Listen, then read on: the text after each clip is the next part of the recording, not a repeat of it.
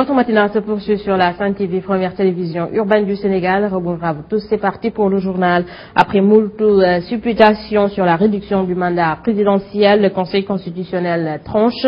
Il considère que l'article sur la Constitution doit être supprimé, annonce faite par le chef de l'État Macky Sall après qu'il a sollicité l'avis du Conseil sur ses propos. J'ai demandé au Conseil constitutionnel de m'indiquer si l'ensemble du projet de révision de la Constitution était conforme à l'esprit général de la Constitution du 22 janvier 2001 et aux principes généraux du droit. Le Conseil, dans sa décision précitée, a conclu à la régularité de la procédure de révision. Il a également estimé que le contenu de la révision est conforme à l'esprit général de la Constitution et aux principes généraux du droit, sous réserve des observations qu'il a formulées. Ainsi, sur l'application de la réduction au mandat en cours du président de la République, le Conseil constitutionnel considère que cette disposition doit être supprimée au motif qu'elle n'est conforme ni à l'esprit de la Constitution ni à la pratique constitutionnelle. Et le président Sall déclare qu'il va se conformer à la décision du Conseil constitutionnel qui n'est pas susceptible de recours, ce qui veut dire que Macky Sall veut mener son mandat jusqu'en 2019. À la décision du Conseil constitutionnel. En conséquence de quoi, le mandat en cours du président de la République connaîtra son terme en 2019. Au demeurant, l'article 92 de la Constitution m'y oblige, en ce sens qu'il prescrit que, je cite, « les décisions du Conseil constitutionnel ne sont susceptibles d'aucune voie de recours. Elles s'imposent au pouvoir public et à toutes les autorités administratives et juridictionnelles. » Fin de citation. Je ne saurais déroger à cette règle, sachant que c'est l'autorité attachée aux délibérations de notre système juridictionnel qui donne force et crédibilité à nos institutions. Et le 20 mars prochain, c'est la date donnée par le président de la République Macky Sall pour l'organisation du référendum. Mes chers compatriotes, à la lumière de ce qui précède, je convoquerai le référendum le dimanche 20 mars 2016. Si j'ai préféré cette voie, en lieu et place de la voie parlementaire, c'est parce que le référendum reste le meilleur gage d'une appropriation populaire de la réforme. Je considère en effet que parmi les formes de gouvernance établies entre les hommes, la démocratie veut que le dernier mot revienne toujours au peuple comme fondement et source de légitimité du pouvoir. Et à l'entame de ses propos, le président de la République a fait part de son engagement de respecter le quinquennat. Nous restons toujours avec lui. J'ai tenu à réaffirmer mon engagement pour la restauration du quinquennat de manière irréversible. Cet engagement traduit ma conviction profonde qu'il est bon et sain que le peuple puisse faire entendre sa voix dans des délais raisonnables, en élisant le président de la République tous les 5 ans. De plus, le quinquennat est plus conforme aux standards internationaux en matière électorale pour une démocratie qui se veut majeure et moderne comme la nôtre. J'ai donc proposé dans la réforme une disposition transitoire à l'article 27 de la Constitution prévoyant que la durée de 5 ans du mandat du président de la République.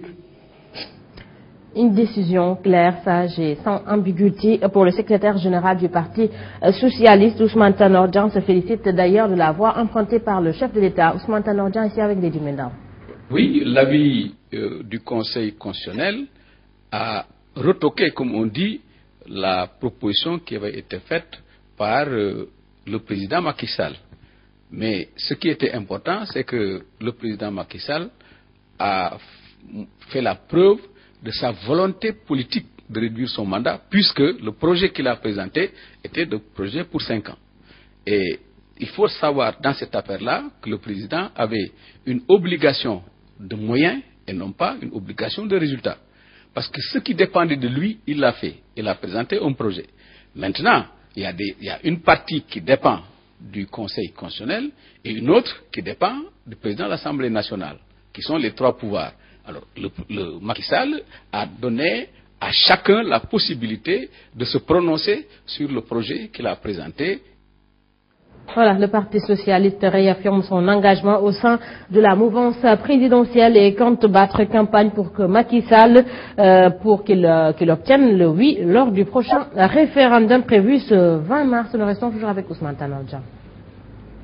Oui, tout à fait. Non, nous battons campagne pour nous-mêmes, parce que nous sommes, une fois de plus, membres de la majorité présidentielle et nous l'assumons. Et la démarche que Macky Sall a utilisée est une démarche qui nous convient, et la décision prise par le Conseil constitutionnel nous convient également, et la date qui est fixée pour le référendum est une bonne date, le 20 mars, d'ici 1 mois et quelques jours, et nous allons nous mobiliser pour que les militants, les socialistes, les sympathisants et adhérents aillent voter oui, pour qu'on ait une constitution qui a fait un grand pas dans la bonne direction. Et peut-être, à d'autres échéances, d'autres pas seront faits. Moi, je suis un social-démocrate, je suis un réformiste. Modou Diagne Fada, quant à lui, déplore le fait que Macky Sall rende intangible plutôt à la durée du mandat qui doit désormais être passer de 5 ans. Pour Fada, le simple fait de le verrouiller à 2 ans suffisait. Modou Diagne Fada, ici avec notre reporter. Pour regretter le fait que le président de la République se soit donné les moyens juridiques de renier son engagement électoral. Tout le monde voyait un peu venir, mais je crois que c'est ça qu'il faudra peut-être déplorer sur ce que nous avons pu entendre de l'adresse du chef de l'État. Il faut aussi le dire, et de façon très claire, je crois que le référendum qui est annoncé pour le 20 mars est vidé de son sens. Parce que la question centrale, la question sensible, a été évacuée par le Conseil constitutionnel.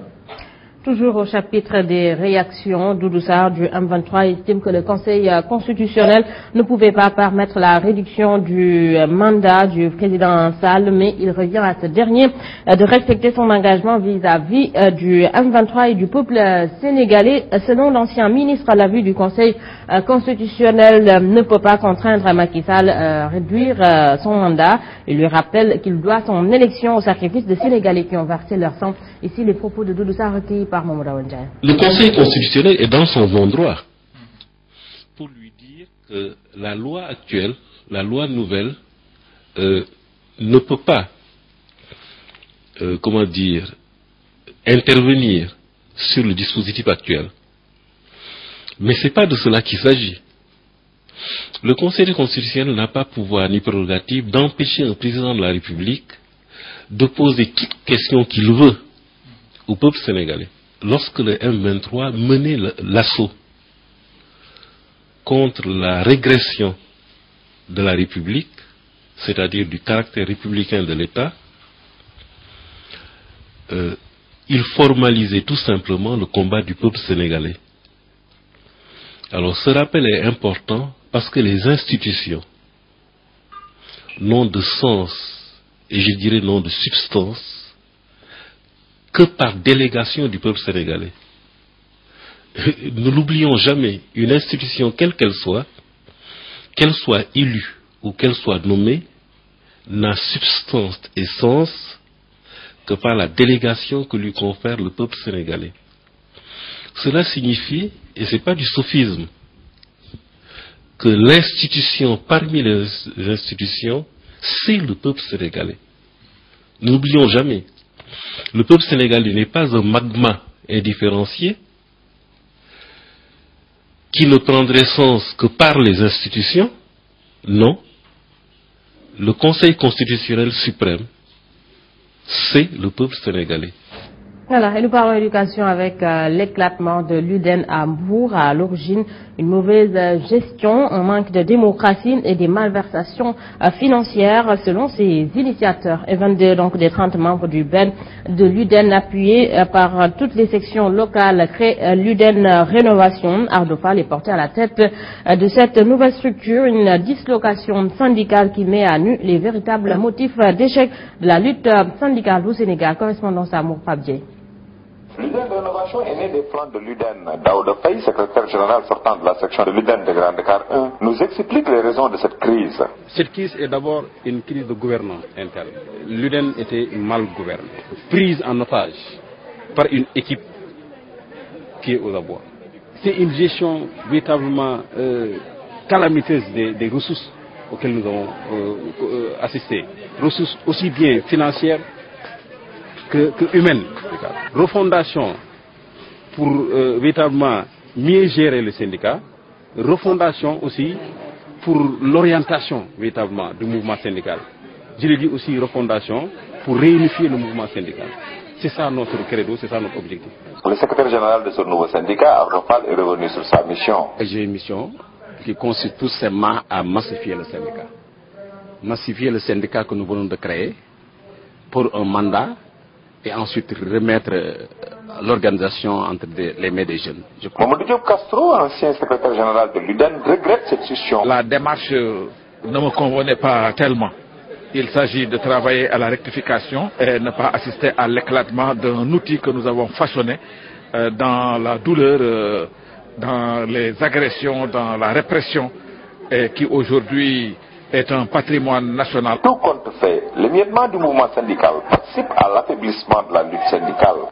Pape Dié, merci à vous. En prélude du 53e Salon international de l'agriculture de Paris, le ministère de l'Agriculture et de l'Équipement rural, en partenariat avec l'Union nationale des chambres de commerce, d'industrie et d'agriculture du Sénégal, invite les participants à valoriser leurs produits pour être plus compétitifs sur le marché international, et les acteurs ont procédé au lancement officiel du Salon mondial hier à Dakar. Aminata Dramé, compte rendu. Les défis du Sénégal au prochain salon international sont énormes. De ce fait, les participants sont mis devant leurs responsabilités au plan de la qualité de leurs produits. D'où les avertissements du président de l'Union nationale des chambres de commerce, d'industrie et d'agriculture. Dans une petite espace de 300 ou bien 400 mètres carrés, on peut très rapidement savoir est-ce que le Sénégal est émergent sur les exposants, sur les comportements des personnes sur place, sur les qualités des produits et sur le traitement des visiteurs. C'est les exposants qui doivent présenter bien leurs produits. Nous, notre rôle, c'est d'organiser le salon et aussi organiser l'environnement, de leur permettre d'avoir des contacts, mais je pense que sur chaque exposant, de présenter ses produits, d'avoir de la compétitivité. Le Sénégal, pays d'agriculture, se doit de faire des performances, ce qui expliquerait le thème, à savoir l'agriculture en mouvement. Le Sénégal y participe.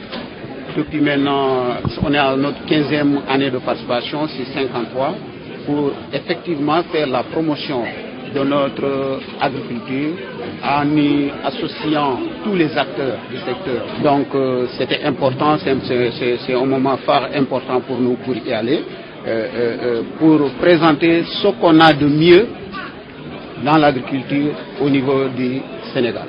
Au regard des efforts fournis par le gouvernement pour booster le secteur agricole, le 53e Salon international de l'agriculture de Paris apparaît-elle un baromètre?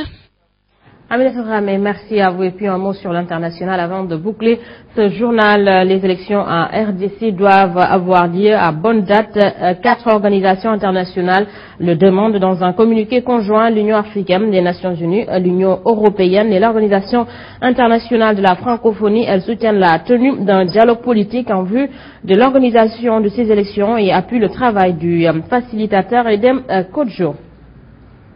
Voilà, messieurs, dames, c'est ici que se referme ce journal à vous tous. Merci d'avoir suivi. L'info continue sur la première télévision urbaine du Sénégal. 7h30, Mamba Ndiaye, Ahmed Aïdara vous retrouve. C'est pour la revue des titres en Wolof. 7h45, c'est le journal. Et tout de suite, restez en compagnie de Sam Coach qui s'installe dans Saint-Jim. Quant à moi, je vous donne rendez-vous à 13h. C'est pour le flash d'information. Au revoir maintenant à tous et bonne journée. Au revoir.